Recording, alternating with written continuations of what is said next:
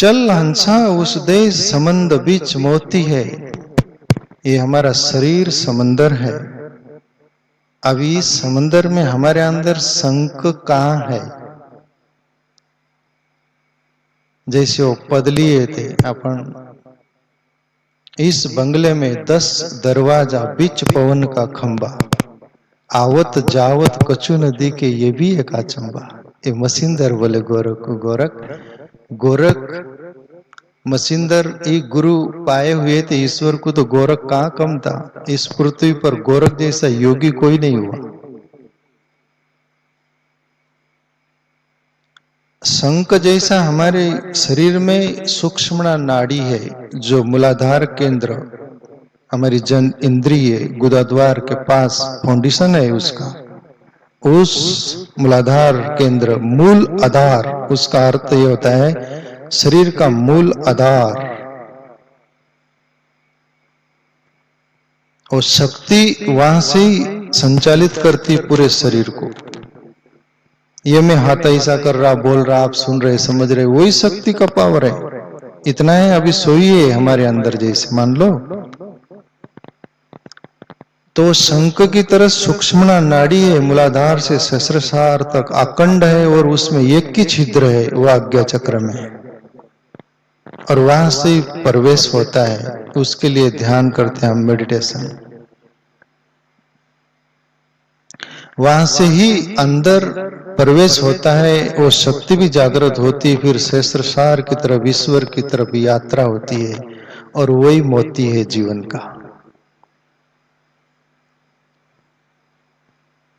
और शंख की तरह सूक्ष्म नाड़ी ले लो, और उसमें रहने वाला ईश्वर, और अंदर ईश्वरीय शक्ति, कुंडलिनी शक्ति, चित शक्ति, ईश्वरीय शक्ति जिसको बोलते हैं, वो मोती हमें मिलता है।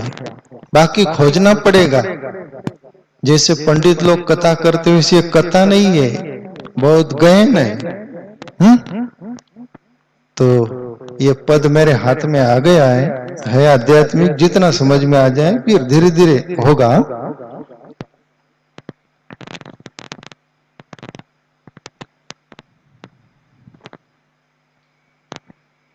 चल हंसा वो देश निराला। ये चर्चा जो हो रही केवल अपने शरीर पर हो रही। तुमको ईश्वर ने दिया है, उसमें क्या है? अभी कबीर बोल रहे, चल हंसा उस देश जो निराला है। अभी ये जो देश देख रहे हैं अपन, दुनिया, प्रकृति, सब कुछ ये आंखों से, ये एक जगत है जो ये आंख देखती है, पर ये ही आंख ध्यान करके उल्टी हो जाती है, और वो अंदर के जगत में प्रवेश करती है। जो अपन ये बाहर देख रहे वही अंदर दिखने लगता है। वो देश निराला है। वहां की आपको एक झलक भी मिल जाए तो आप दीवाने हो जाओगे। साधारण अपन दीवाने ये मोबाइल फोन में हो जाते, टीवी देख रहे उसमें हो जाते, कोई लड़ाई झगड़ा करे तो वहां तो फुल दीवाने हो जाते हैं अपन। वाह, होने दो। पर अंदर का वो सत्य की झलक मिलेगी, कुछ दिखने लगेगा, कुछ क्रिया अनुभव होने लगेंगी, तब अचंबा होगा। आप क्या बोले, आप क्या बोले, दिल मगन भया आप क्या बोले। हंस से पाया मान सरोवर, आप ताल तलैया क्या डोले। हंस को मान सरोवर मिल गया, फिर मेंढक की तरह क्या ताल तलैया कुत्ते फिरेगा क्या वो। और ये मन जो बाहर खोज रहा है मग्न होने के लिए दुनिया भर का साधन, और वो ईश्वर का, अंदर का, आत्मा का अनुभव जब मिलने लग गया, तो फिर मनवा जाए दरी पे बैठा, मगन भया रस लागा। आनंद के समंदर में जाके मन बैठ जाता है और रस लग जाता है, मग्न हो जाता है। जैसा वो बवरा संडास लेटरिंग का वो पेंडा बनाकर लौटता ले जाता है ना, लौटते रहता है, कहाँ ले जाता है, खाता होगा उसको, खाता है ना, खाने के लिए स्टॉक करता है, बराबर। मैं यानी डिस्कवरी में देखा हूं ये क्या करता है, तो खाता है। पर ये एक भवरा है, मकरंद लेता है, फूल पर जाकर बैठता है, सुगंध लेता है, फिर ये पिंडला नहीं लौटता। और अपने साथ यही हो रहा है। अपने बाप दादों ने वो किया, अपन भी डबल से करने का सोच रहे। मकरंद किन्होंने लिया, जैसे कबीर ने लिया।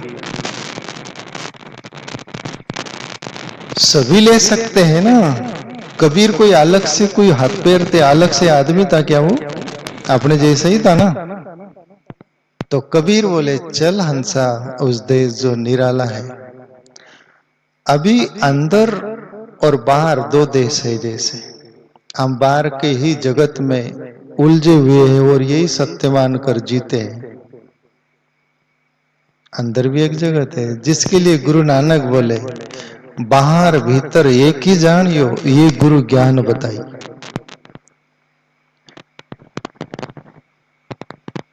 बाहर भीतर एक ही जानियो, ये गुरु ज्ञान बताई। जन नानक बिन आपाची ने मिटे न भरम की खाई।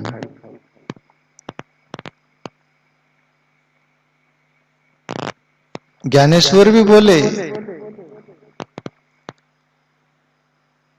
सोनियाच्या दिनू वर्षे अमृताचा घनू, हरिपाईला रे सबायांतरी अवघे व्यापक मुरारी।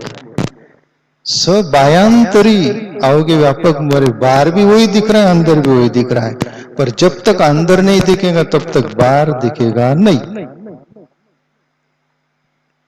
उसके लिए अपने को अंदर देखना पड़ेगा।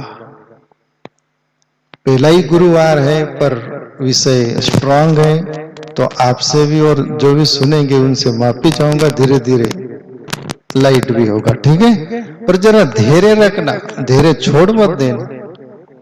धैर्य छूट गया तो जीवन मिट गया। नहीं तो सोचोगे भाई वहां जाकर क्या समझ के बाहर है। ये समझ के बाहर है ये रास्ता।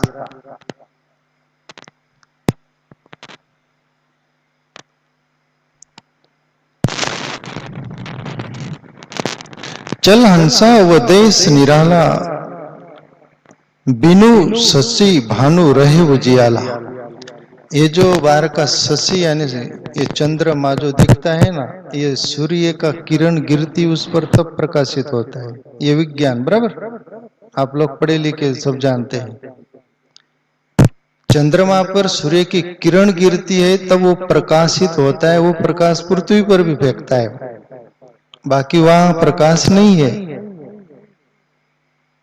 सूर्य भी, उसको भी मां सूर्यों से प्रकाश मिलता है, तब वो अपने पृथ्वी पर प्रकाश फेंकता है। ओके, जो सिर हिला रहे वो पक्के, यानी आप लोग नहीं हिला रहे सिर तो आप कच्चे होंगे, यानी जानकारी नहीं। बाकी ये विज्ञान है। मैं भी भले पढ़ा लिखा नहीं, थोड़ा फार, पर बहुत अभ्यास किया हूं। ये सभी नॉलेज की भी जानकारी लिया हूं। ये सूर्य मां सूर्यों से प्रकाश लेता है। मैंने ऐसा पढ़ा सुना, 60,000 सूर्य है इस पृथ्वी पर। ये ब्रह्मांड में जो विज्ञान ने स्टडी की है, 60,000 सूर्य, उसमें से ये पृथ्वी वाला सूर्य सबसे छोटा है। ये जैसे पृथ्वी एक ग्रह है, ऐसे ही ग्रह है सब ब्रह्मांडों में। मैंने अभी ये विज्ञान नासा के रिसर्च किए, तो ये पृथ्वी के नीचे एक लोक है, अपने से सुंदर लोक है, बड़े ऊंचे पूरे, और वहां फैसिलिटी बहुत है, पर गति यहां से ज्यादा है बोलेगा। आपने सुना पढ़ा? नहीं पढ़ा तो या तो सुन लो, मान लो, न मानो तो फिर तुम्हारी मर्जी। ये चंद्रमा कबीर का अनुभव, प्रभु श्री कृष्ण का भी अनुभव, गीता का भी मैं दृष्टांत दूंगा। कबीर बोल रहे ये शशि, ये चंद्रमा का प्रकाश नहीं हुआ, ये सूर्य का प्रकाश नहीं हुआ। प्रभु श्री कृष्ण बोले गीता में, न तत् भासयते सूर्यो न शशांको न पावका। अर्जुन, न तत् भासयते सूर्यो न शशांको न पावका, येत गत्वा निवर्तन्ते तत् धाम परमं मम। अर्जुन, मेरा वो परम धाम है जहां ये चंद्रमा सूर्य और अग्नि प्रकाशित नहीं करते, वो आपने आप वहां प्रकाश है, वो मेरा धाम है। प्रभु श्री कृष्ण पूर्ण अवतार बोल दो, वो या पूर्ण ईश्वर में ओतप्रोत हुए प्रभु श्री कृष्ण थे, वही मेरा धाम है। वो धाम तुम्हारे अपने अंदर भी है।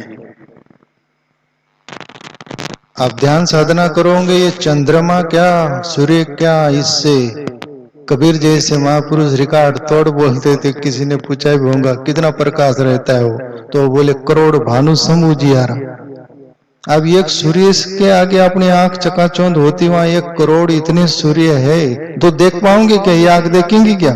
इसलिए आंख अंदर का अनुभव नहीं करती। तीसरी आंख बोलते अंदर, वो दिव्य शक्ति, वो दिव्य चक्षु, वो देखता है वो। तो ऐसा कबीर का भी अनुभव वो बोल रहे कि ऐसा तुम्हारे अपने अंदर भी है। टाइम क्या हुआ देख लो, मेरे को बताओ, ये पूरा करूंगा मैं जब तक हो जाएगा। 8:30 है ना, थोड़ा 8:45 बजे तक तो थोड़ा।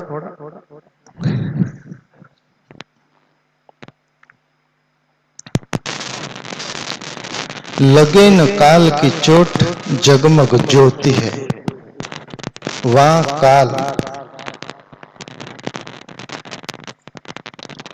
ये जो शेर पर महाराष्ट्र में एक संत हुए, कौन थे वो शेर पर बैठते गए? चांगदेव, चांगदेव, चांगदेव, ज्ञानेश्वर के पास। अब ज्ञानेश्वर योगी पुरुष थे। कभी कभी सूर्य के आगे लाइट बोले कि तेरे से मेरा प्रकाश ज्यादा है, देख ले कितना है, ऐसी वाली बात है। ज्ञानेश्वर के अंदर वो था जो दीवाल को ही ऑर्डर दे दिए, चल भाई। और ये शेर पर यानी रिद्धि सिद्धि के बल से और सर्प की वो सब लेकर जाता है, सोचता है कि वाह मेरी भी क्या है। और वो दीवाल को ऑर्डर वो देखा तो हक्के बक्के रह गए, ये क्या है, मैं तो सोचता था मैं ही। पर चांगदेव भी कितना वर्ष जिया? 1400 वर्ष। पर कोरा यानी मृत्यु को जरूर जीत लिया था। अंदर जो साधना होती है ना, तो मृत्यु जीत लेता है साधक, मौत के पार चला जाता है। कोई कोई साधक वहीं अटक जाता है, ईश्वर तक नहीं पहुंचता हो। ऐसा ही उनकी साधना थी चांगदेव की। 1400 वर्ष जिया, फिर भी ज्ञानेश्वर की बराबरी नहीं कर पाया, क्योंकि वो ईश्वर को पा लिए थे।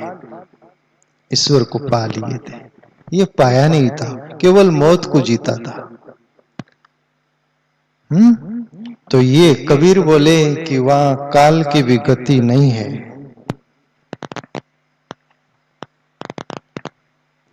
जगमग ज्योति जले, ये आज्ञा चक्र में जब आज्ञा चक्र खुलता है अंदर, तो वो ज्योत दिखने लगती है।